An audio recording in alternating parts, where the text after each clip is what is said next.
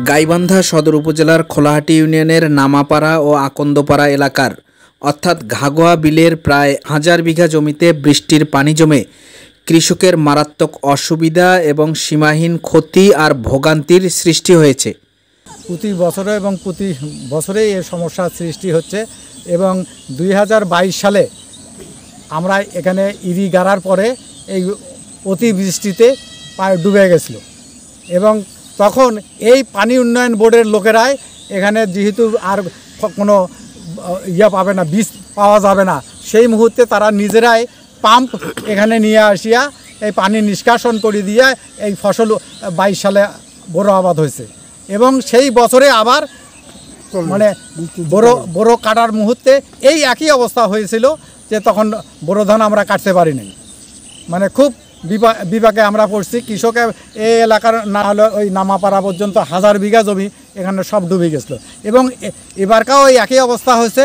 অতিবৃষ্টির কারণের জন্যে লোক ধান কাটার আগেই ডুবে যায়। এই ব্রিজটা হয়েছে ওই সামনে যে ঘাগোয়ার মধ্যে যে ব্রিজটা আছে তার চাইতে 3 ফিট হাইট, যার কারণে 3 ফিট হাইটে এই ব্রিজটা দেওয়া আছে এবং এই ব্যাপারে আমরা তাদের সাথে এসডি এক্সিএন এবং আমরা এখানে একবার মিছিলও করে নিয়ে গেছি তাকে এবং পানি নিষ্কাশনের জন্য বহুবার তাদের বলা হয়েছে, কিন্তু তারা করবো হবে বাজেট নাই বিভিন্ন অজুহাতে আমাদের এই কাজটা করে না। এই সমস্যার মূলে রয়েছে ঘাঘট নদীর একটি সুইচ গেট অনেক উঁচুতে নির্মাণ করা। এ নিয়ে ভুক্তভোগী এলাকাবাসী জানান, এই ব্রিজটা উঁচু হওয়ার কারণে আমরা এই অত্র এলাকার প্রায় 1000 বিঘা জমির শস্য ধ্বংস হয়ে যাচ্ছে এবং ইরি ধানের বড়ো ধানের যে মৌসুম, সেই বড়ো ধানও আমরা সঠিকভাবে কাটতে পারতেছি না, সেটাও আমরা ক্ষতিগ্রস্ত হচ্ছি।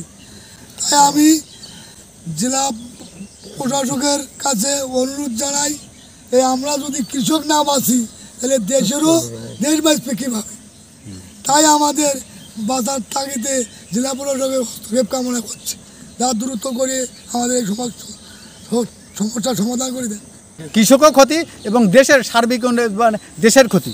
তাহলে এত বড় বিশাল বাঁধ লক্ষ লক্ষ কোটি কোটি টাকা খরচ করিয়ে বাঁধ দিয়া তাহলে আমাদের এই ধান যদি ডুবিয়ে যায় তাহলে এই ক্যানেলটুকু করতে তাদের কত কোটি টাকা লাগবে।